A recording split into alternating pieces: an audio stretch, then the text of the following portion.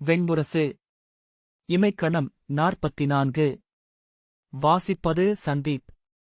நைமிஷாரண்யத்தில் இளைய யாதவர் உதங்கர் முதலான முனிவர்களிடம் சொன்னார். வேத முடிப்பின் மீது கேட்கப்படும் அனைத்து வினாக்களுக்கும் அடிப்படை ஒன்றே. இங்கு இவ்வுலகின் இப்பொருட்களைக் கொண்டு அதை எப்படி அடைவது? அதை எவ்வகையில் நிறுவுவது? அவர் கையை அசைக்க அவ்வசைவுக்கேற்ப நாகம் மெல்ல தலை தூக்கியது. அதன் படம் விரிந்து செதில்கள் அசைந்தன. எல்லா அவைகளிலும் வேத முடிவு பருவடிவான வினாக்களையே எதிர்கொள்ளும். ஏனென்றால் அது நுண்வடிவானது. இனிவரும் காலங்களிலும் அவ்வாறே. முனிவரே என்றும் வேத முடிப்பு நிலையின் எதிர் என அதுவே நின்றிருக்கும். அவருடைய கையசைவுக்கேற்ப அஸ்வஸ்தை படம் திருப்பி துப்பியது. அதன் உடற்சுருட்கள் சுழன்றன.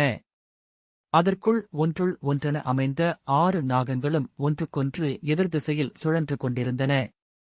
இளைய யாதவர் சொன்னார், பருவடிவ வினாக்களும் அவற்றுக்கான பருவடிவ விடைகளும் இப்புவியில் மானுடன் வாழத் தொடங்கிய காலம் முதல் எழுந்து கொண்டிருக்கின்றன. 1 திறக்க 100 தொடங்கும். அவை என்றும் இங்கே இருந்து கொண்டிருக்கும். அவை உணவூட்டும், காக்கும், வெல்லச் செய்யும் அமைப்புகளும் திசைகளுமாகும். வேத முடிவு நுண்வடிவ வினா ஒன்றுக்கான விடை. நுண்வடிவில் மட்டுமே அது எழ முடியும். புலன் தொட்டறிந்து புழங்கும் இவையனைத்திலும் அறியா நுண்மையொன்று இலங்குவதைக் கண்ட திகைப்பிலிருந்து எழுந்தது அவ்வினா. என்றும் இவையனைத்திலிருந்தும் அவ்வினா எழுந்து கொண்டே இருக்கும். இருமையின்றே இதை அறிய முடியும். இருப்பென்றும் இன்மையென்றும், உருவென்றும் அறிவென்றும், கணமென்றும் காலமென்றும், வெளி என்றும் துளி என்றும்.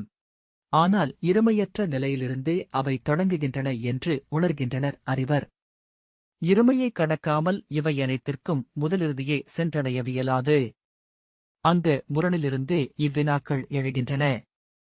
அனலென்றும் நீரென்றுமானது எது? ஒளி என்றும் இருளென்றும் இலங்குவது எது? முழு முதன்மையின் மையத்தில் உள்ளது ஒருபோதும் அழியாத பெரும்புதிர். வேத முடிவு அப்புதிருக்கான விடை அல்ல, அப்புதிரைக் கண்டடைவது மட்டுமே. ஒவ்வொரு அறிதலின் நிலையிலும் அந்த அறிய முடியா பேரிருப்பை சுட்டுவதே வேத முடிப்பின் வழி. ஒவ்வொரு விடையுடனும் அந்த புதிரையும் இணைத்து விடுவதே அதன் பணி. வேத முடிவு உலகியலுக்கான விளக்கம் அல்ல, உலகியல் அனைத்துக்கும் நிகரடையாக மறுமுனையில் நின்றிருக்கும் ஓர் உள்ள எழுச்சி மட்டுமே. அதை அடைந்தனர் முந்தையர். பிரம்மம் என்பது வெறுமொரு வியப்பொலி. அவ்வியப்பை அழைக்காமல் ஒரு கைப்பிடி அன்னத்தை உண்ணவியலாது. ஒரு கை நீரள்ளி அருந்தவியலாது. புணர, பெற்றெடுக்க, வளர்த்துவிட முடியாது. போரிட, வெல்ல, கொள்ள உளமிராது. எனவே அப்பெருவியப்பை ஒவ்வொரு அறிதலாலும் அழைத்துக் கொண்டிருக்கிறோம். ஒவ்வொரு சொல்லாலும் சிறிதாக்கிக் கொண்டிருக்கிறோம். முனிவர்களே, வேத முடிவு அந்த வியப்பை நினைவுறுத்துவது. அதை தக்கவைப்பது. முதற்கணம் கடல் சித்தமழியச் செய்கிறது. அகத்திருந்து அறிவது அங்கிருந்து ஒழிந்துதான் கடலென்றாகிறது. மறுகணம் அதற்கு பெயரிடுகிறோம். அதுபோல் இது என்கிறோம். ஆம், அதுவே இது என்று அடையாளம் கொள்கிறோம். நன்று தீதென்றும் அழகென்றும் அல்லதென்றும் பகிக்கிறோம். கடலில் இருந்து கடலறிவோனாக பிரிகிறது அகம். கலை என்பது கடலெனும் கருத்திலிருந்து கடலை மீட்டெடுப்பது. கடல் கண்டு கண்ணாகி கருத்தழியும் களத்தை நிறுத்தி வைப்பது. கடலென்றாகி கடலை அறிவது. வேத முடிப்பென்பது கலைகளில் முதற்கலை. இங்குள்ள அனைத்தும் அது உறையும் நிலைகள். அது சொல்லும் பொருளுமென நின்றுள்ளது. சிலர் ஆத்மாவால் ஆத்மாவை அறிகிறார்கள். பிறர் உலகியல் யோகத்தால் அதை அறிகிறார்கள். பிறர் செயல்யோகத்தால் அறிகிறார்கள். நிலையாயினும் நடப்பதாயினும் ஓரியற் பிறக்குமாயின் அது கலமம் கொள்பொருளும் சேர்ந்தமையால் பிறந்தது என்று அறிக. வேத முடிவு விரும்பியப்பை சொல்லென்றும் கருத்தென்றும் அவைநிலை என்றும் ஆக்கும் அறிவுச் செயல்.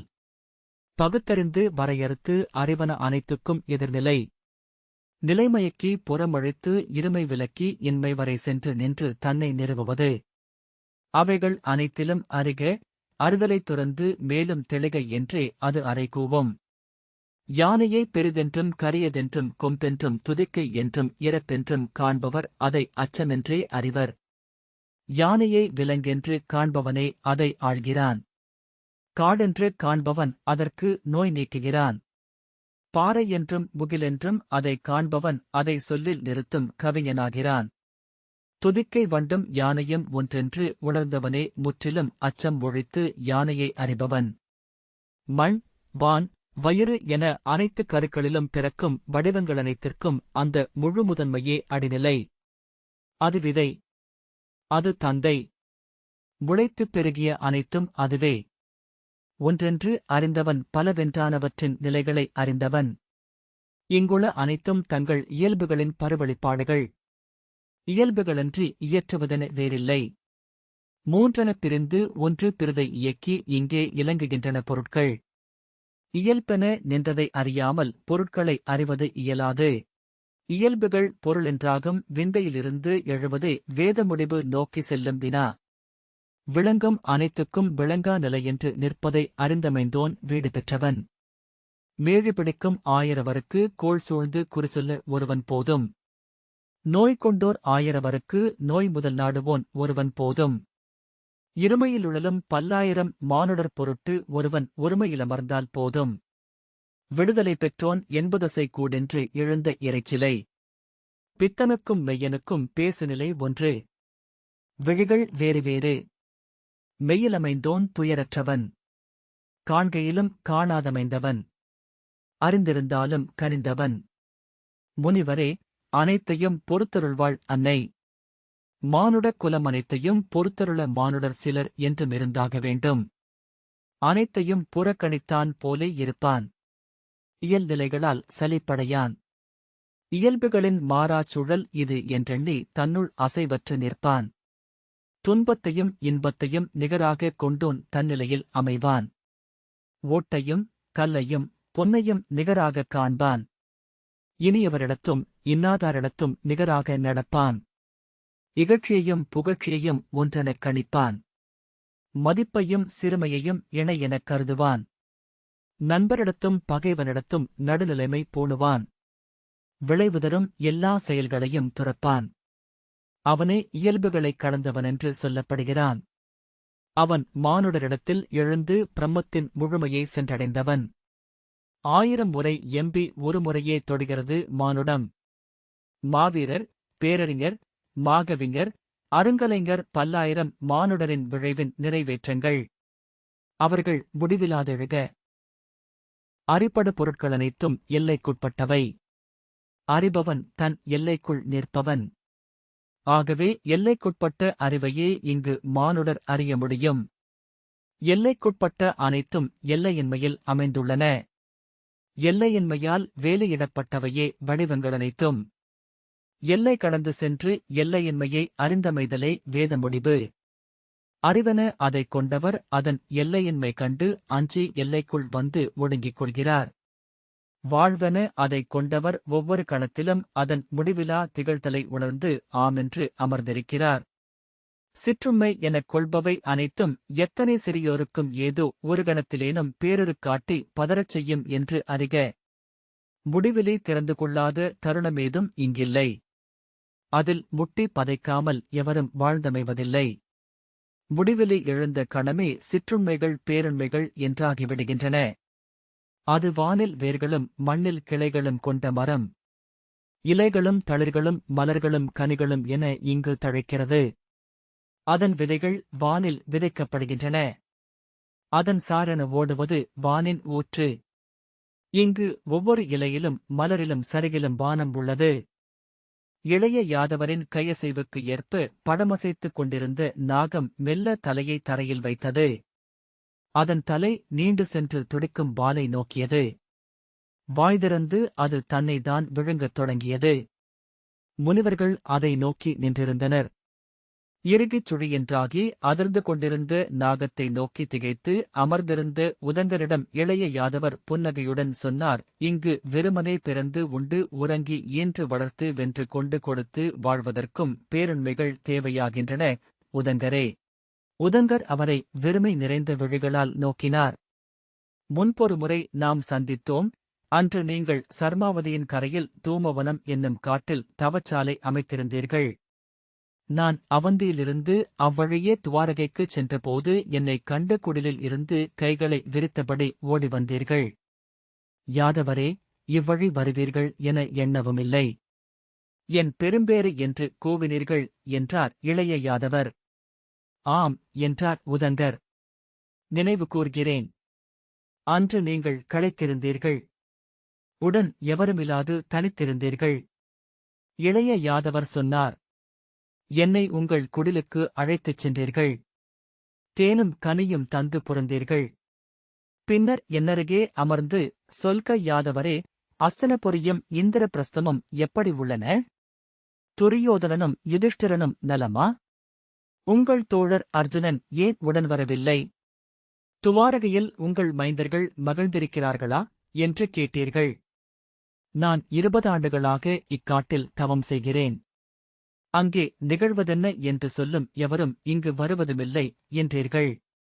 என்னுடன் வந்த சூதனாகிய கிருதகேதுவிடம் நிகழ்ந்ததைச் சொல்லும்படி நான் சொன்னேன். கிருதகேது கிருஷ்ண துவைபாயன வியாசர் இயற்றிய காவியத்தை விரித்துரைத்தான். குருக்ஷேத்திரத்தில் நிகழ்ந்த பெரும்போரையும் அங்கே கௌரவப் படையினர் இறந்து குவிந்ததையும் அவர்களால் பாண்டவப் படையும் முற்றொழிந்ததையும் அவன் சொன்னான். தொடைப்பிளந்து துரியோதனன் இறக்க நெஞ்சுடைந்து துச்சாதனன் மாயகர்ணனும் ஜெயத்ரதனும் சலியரும் மாண்ட செய்தியை கூறினான். பீஷ்மரும் துரோணரும் மடிந்ததைச் சொல்லிக் கேட்டதுமே நீங்கள் சினந்து எழுந்தீர்கள். அருகிருந்த குடுவையிலிருந்து நீரை எடுத்து என்னை நோக்கி ஓங்கி, இரக்கமில்லாதவேனே, என்னவென்று நினைத்தாய் மானுடரை? பல்லாயிரங்களின் குருதியின்மேல் தந்தையரும் ஆசிரியரும் விழுந்த களத்தின் மேல்தான் நிலைநாட்டப்பட வேண்டுமா உனது சொல்? எண்ணியிருந்தால் நீ தடுத்திருக்கக்கூடிய அழிவல்லவா இது என்று கூச்சலிட்டபடி என்னை நோக்கி வந்தீர்கள். கண்களில் நீர் வழிய, இதோ உன்மேல் தீச்சொல்லிடுகிறேன் என்று வீச முற்பட்டீர்கள். நான் அந்த நீரில் குருதியில்லையேல் என்னை முனியுங்கள் உதங்கரே என்றேன். கையைத் தூக்கி நோக்கி திகைத்து, இது என்ன என்று நீங்கள் கூவினீர்கள். கையை உதறியபடி பின்னால் சென்று, இது உன் மாயம், என் விழிமயக்கு என்று கூச்சலிட்டீர்கள். முனிவரே, அறமென்று ஒன்றை நீங்கள் எப்போதேனும் உங்களுக்காகவேனும் வகுத்துக் கொண்டீர்கள் என்றால் அக்குருதியை தொட்டுவிட்டீர்கள் என்றேன். இல்லை இல்லை என்று கூவியபடி திரும்பி ஓடினீர்கள். அன்று முழுக்க உங்கள் குடிலில் நான் அமர்ந்திருந்தேன். மறுநாள் காலையில் குடில் முற்றத்தில் நடுங்கும் உடலும் விழிநீர் வழியும் கண்களுமாக வந்து நின்றிருந்தீர்கள். நான் இறங்கி வெளியே வந்தபோது கைகளைக் கூப்பியபடி நான் தொட்ட அனைத்தும் குருதி வடிக்கின்றன. நதிப்பெருக்கே குருதியென ஓடுகிறது என்றீர்கள். அருகணைந்து, முனிவரே, அறம் போலவே மரமும் மாற்றிலாதது. அறத்தையும் மரத்தையும் அந்தந்த தருணங்களில் நிறுத்தி நோக்குவதன் பிழையே உங்கள் உணர்ச்சிகள். ஒவ்வொன்றையும் தாங்கி நின்றிருக்கும் முடிவிலியை உணர்ந்தவருக்கு அறமும் மரமும் ஒரு நிகழ்வின் இரு முகங்களே என்றேன். ஆம், இதை நீங்கள் எனக்கு முன்பொரு முறை நைமிஷாரண்யத்தின் குடிலில் வைத்து சொல்லியிருந்தீர்கள் என்றீர்கள். நான் வருக என உங்கள் தோளைத் தொட்டேன் என்றார் இளைய யாதவர். உதங்கர், ஆம், நினைவுறுகிறேன். அந்தக் கணம் நான் கண்டதென்ன என்று கூவியபடி எழுந்தார். பிறிதொன்று. பேருரு, அலகிலி. யாதவரே, அது என்ன? இளைய யாதவர் புன்னகையுடன் அறியப்படுவது என்றார். அனைத்துச் சொற்களுமானது. சொல் கடந்தது என்றார் உதங்கர். பின்னர் அதை எண்ணி எண்ணி தொகுத்துக் கொண்டேன். கோடி கோடி பாடல்கள் கொண்ட பெருங்காவியம். அதில் இனித்து இனித்து கடந்து சென்றேன். கோடி கோடி கோடி சொற்களால் ஆன வேதம். அதன் இசையில் ஆழ்ந்தேன். ஒரு தருணத்தில் அஞ்சி ஆசிரியரே, ஆசிரியரே என்று கூச்சலிட்டேன். அனைத்து அணிகளிலும் சொற்களிலும் என்னை அறைந்து கொண்டு அலறினேன். ஒரு சொல்லிடைவெளி வழியாக வெளியே வந்து விழுந்தேன். அது சாந்திபனியின் குறுநிலை. அலறியபடி குடிலுக்குள் ஓடிச் சென்றேன். அங்கே ஆசிரியருக்கான பிடத்தில் அமர்ந்து நீங்கள் மாணாக்கர்களுக்கு பாடம் சொல்லிக் கொண்டிருந்தீர்கள். ஆம், நீங்கள் கற்பித்துக் கொண்டிருந்தது வேதம். உங்கள் முகம் வேதவியாசருடையதெனத் தோன்றியது. நான் உங்கள் காலடிகளில் விழுந்து என்னை காத்தருள்க ஆசிரியரே, நான் அழிந்து மறையவிருக்கிறேன், என்னை அணைத்து அருகமையச் செய்க என்றேன். அஞ்சற்க என உங்கள் கை என் தலையைத் தொட்டது என்றார் உதங்கர். பின்னர், ஆனால் அது கனவு. நான் உங்கள் முன் நின்றிருந்தேன். நீங்கள் புன்னகைத்தீர்கள். யாதவரே, என் சித்தம் மயங்குகிறது.